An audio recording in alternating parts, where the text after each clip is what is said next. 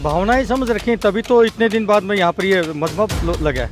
उनकी भावनाएं तो ठीक नहीं है। मैं आपसे प्रार्थना करता हूँ तोमर साहब, अपनी औकात मत दिखाइए, इस प्रकार के बयान मत दीजिए। अरे आतंकवादी तो संसद में बैठे हैं जो देश को बांटने का काम करते हैं। मोदी जी की चाहे जितनी चाटुकारिता कर ले, गुजरात बिक गया, गुजरात का किसान बेच दिया, अब देश का किसान नहीं बिकेगा। वीडियो हाथ खड़े करिए, हाथ उठाओ, दिखाओ दिखाओ दिखाओ।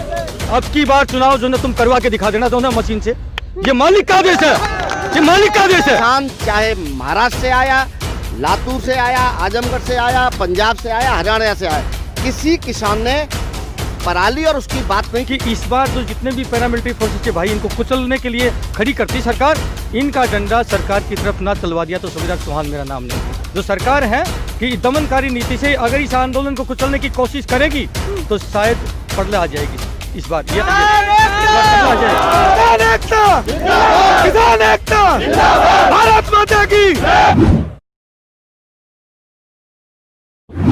नमस्कार, एक बार फिर से आप सभी का स्वागत है। मैं आपके साथ मीरा राजपूत। आप सभी नए साल की शुभकामनाएं एक दूसरे को दे रहे होंगे, अपने घरों पर होंगे, मिठाई खा रहे होंगे, विशेष दे रहे होंगे, पर एक तरफ किसान जो है हाईवे पर है और नया साल यहाँ मना रहा है। जब इस साल की ऐसी शुरुआत हो तो स्थिति कहाँ जाएगी भविष्य में, ये तो आप आकलन खुद ही कर सकते हैं। फिलहाल बात करेंगे अपने मुख्यमंत्री की, जिनसे सवाल पूछे जा रहे हैं। जो भी सत्ता में बैठी सरकारें हैं, केंद्र सरकार हो या फिर राज्य सरकार हो, सबसे सवाल हमारी आम जनता पूछ रही है। पर अब योगी जी ने कहा है, यूपी के मुख्यमंत्री ने कहा है कि देखिए हमारी आम जनता और हमारे किसान भाई सब खुशहाल हैं, सब संतुष्ट हैं इस सरकार के कामकाज से भी, और आगे आने वाली भविष्य में स्थितियां जो बनने वाली है उनसे भी संतुष्ट हैं। तो अपने इन सभी बुद्धिजीवियों से भी जवाब ले लेते हैं कि कितने संतुष्ट हैं इस सत्ता से, केंद्र सरकार हो या फिर राज्य सरकार। क्या कहना है आपका? योगी जी के सारे किसान खुशहाल हैं और बहुत संतुष्ट हैं, ये योगी जी का बयान है।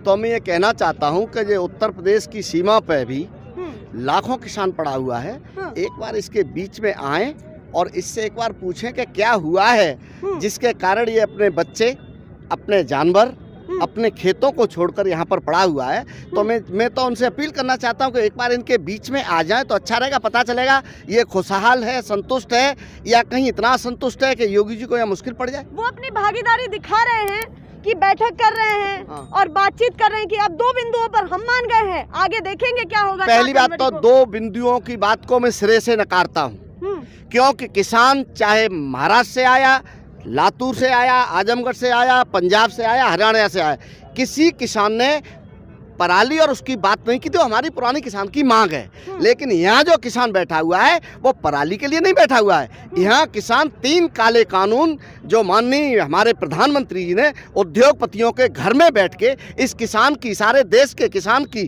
किस्मत उनके यहाँ गिरवी रखने के लिए जो कानून बनाए थे, उनके लिए बेसिकली किसान आया है। पराली वहाँ पर कोई मुद्दा नहीं था। अगर उनने उस पर कोई फैसला लिया है तो हम उस पर धन्यवाद बोल सकते हैं, लेकिन इस आंदोलन का ना तो पार्ट था ना है।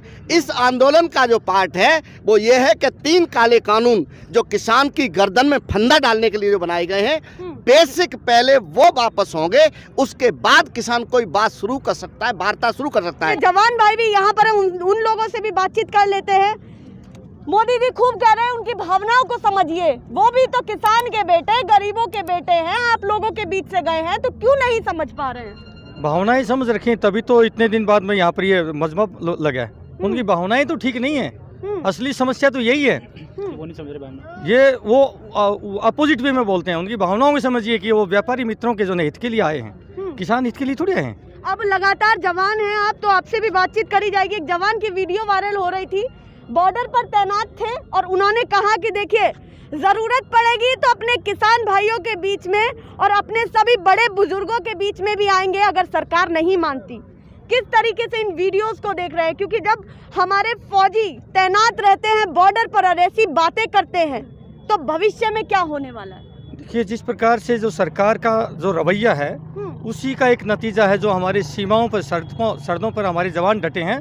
आज वो भी इस प्रकार की भाषा बोल रहे हैं। लेकिन मैं आपके चैनल के माध्यम से उन सारे जवानों से विनती करता हूं कि आपके भाई रिटायर्ड सैनिक यहां पर मैदान में हैं, आपके कंधों पर देश का भार है, देश की सुरक्षा का भार है, आप उस भार को संभालिए। आपकी भावनाओं की हम कदर करते हैं क्योंकि आपके रगों में इन्हीं किसानों का खून है। आपका खून गर्म जरूर होगा, लेकिन वाच करते रहिए। ये दमनकारी नीति से जो सरकार है कि दमनकारी नीति से अगर इस आंदोलन को कुचलने की कोशिश करेगी तो शायद पड़ले आ जाएगी इस बार। इस बार ये मैं बड़े विश्वास के साथ कहता हूँ। मेरे बहुत सारे जितने अब यहाँ पर पैरामिलिट्री फोर्सेस के भाई लगे हैं, मैं सभी से बात करता हूँ। मेरा एक ही काम है, मैं यहाँ पर कोई नेता बनने नहीं आया, मैं तो एक ही काम करने आया हूँ कि इस बार जो जितने भी पैरामिलिट्री फोर्सेस के भाई इनको कुचलने के लिए खड़ी करती सरकार, इनका डंडा सरकार की तरफ ना चलवा दिया तो सूबेदार चौहान मेरा नाम नहीं।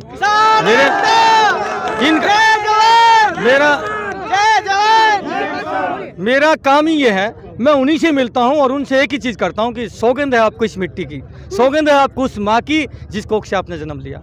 इन्हीं किसानों के बेटे हो आप लोग। और ये जो संसद में आज इनको बोलते हैं आतंकवादी, अरे आतंकवादी तो संसद में बैठे हैं जो देश को बांटने का काम करते हैं। सुनना भाई, देश को बांटने का काम करते हैं, जाति में, धर्म में, भाई भाई में इतनी हद कर दी।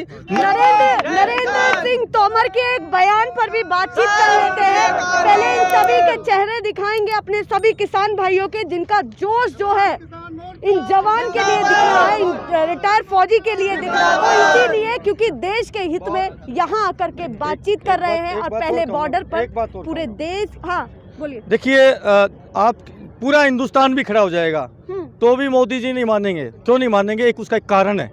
उसका कारण ये है क्योंकि ये जो सरकार है ये वोट से तो जीती नहीं, ये चुनाव जीती है ईवीएम मशीन से।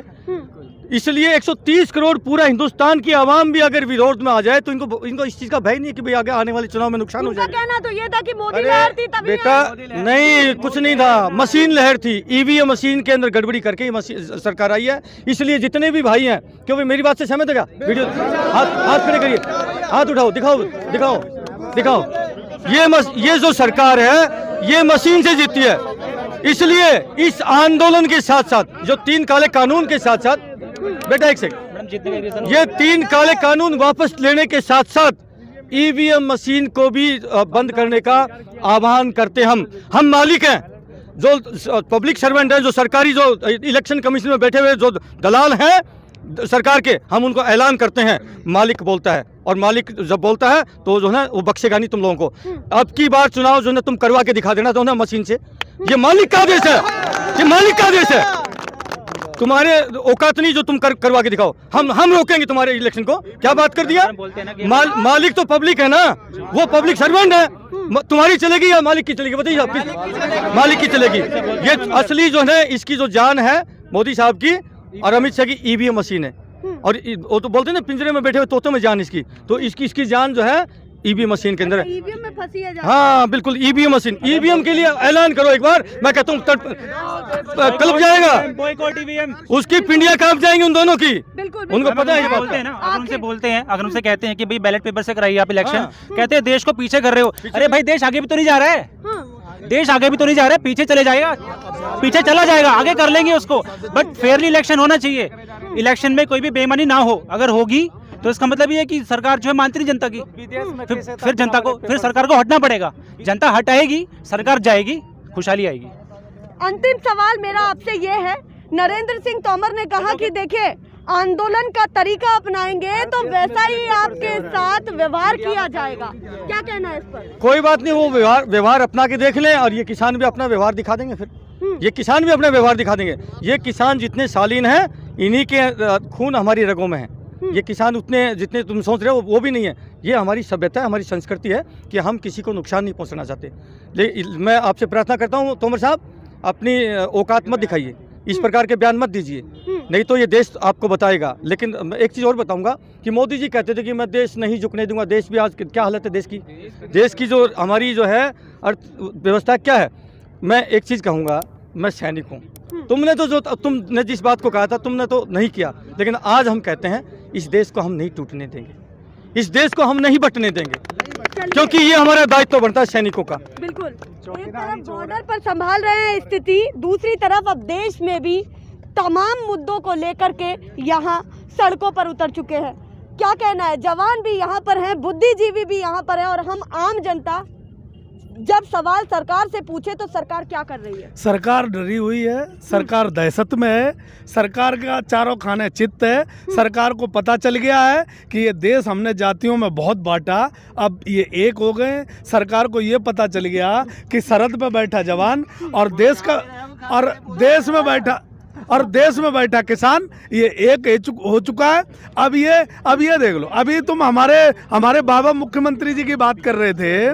मुझे ये बता दो कि पाकिस्तान, हिंदुस्तान, ऑस्ट्रेलिया, अमेरिका में आने में 7-8 घंटे लगते हैं, और आज की डेट में और बागपत और बड़ौत, शामली हमारे बराबर में है। योगी आदित्यनाथ जी ने ये 3-3, 4-4 दिन की रास्ता हमारे किसानों के लिए कर दी है।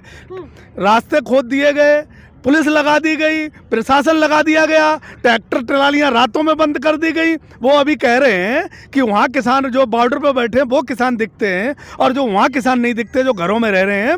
मैं उनसे कह देना चाहता हूँ कि यहाँ जितना भी 70 करोड़ 80 करोड़ किसान देश का है, इसकी भावनाएं सब यूपी, गाजीपुर, सिंधु बॉर्डर पर, टिकरी बॉर्डर पर बैठी हुई हैं। उनकी सबकी भावनाएं एक हैं। आ पाया नहीं आ पाया यहाँ वो एक अलग विषय है। जितने बाबा जी रोक सकते हो रोक लो, जितने यहाँ बैठे यही तुम्हारे लिए यहाँ ऐसा साबित हो गए कि आने वाली 2017 जिसमें 22 में तुम और 24 में मोदी जी, अगर झोला लेके खाली झोला लेके ऐसा भगाऊंगा, और अडानी और अंबानी को वहाँ का रास्ता दिखाऊंगा जो वो याद करेंगे, जहाँ से निकले थे वहीं चले जाएंगे। ये मोदी जी की चाहे जितनी चाटुकारिता कर लें, गुजरात बिक गया, गुजरात का किसान बेच दिया, अब देश का किसान नहीं बिकेगा, हिंदुस्तान नहीं बिकने देंगे। अब ये किसान और जवान एक साथ आ गया है। अब ये 2-2 हाथ सरकार के साथ करने को तैयार है। जिस दिन हमारे गाजीपुर बॉर्डर से नेताओं का आदेश होगा, अगला पड़ाव पार्लियामेंट के सामने होगा। ये मेरा वादा है और ये मेरा दावा है। अब बहुत हो गई, हमें जातियों में बांट लिया, हिंदुओं में बांट लिया, मुसलमानों में बांट लिया, अफगानिस्तानी बता दिया, पाकिस्तानी बता दिया, खालिस्तानी बता दिया। अब उनको ये होश आ जाना चाहिए कि हम हिंदुस्तानी हैं और हम किसान हैं, इसके अलावा हम कुछ नहीं है। चलिए, यहाँ जवान है और किसान है, तो सभी से चाहूंगी कि एक बार जोर से नारा लगा दीजिए, जय जवान और जय किसान का। इसके साथ अपने प्रोग्राम का एंड करेंगे। जय जवान, जय किसान, भारत माता की, भारत माता की, किसान एकता, भारत माता की, जय किसान। जोश के साथ आप सभी को नए साल की शुभकामनाएं देते हैं। यही जोश दिखाते रहेंगे बॉर्डर से, जब तक हमारे किसान भाई सड़कों पर पड़े रहेंगे तब तक हम भी यही रहेंगे और सरकार को चेताते रहेंगे। फिलहाल के लिए नमस्कार।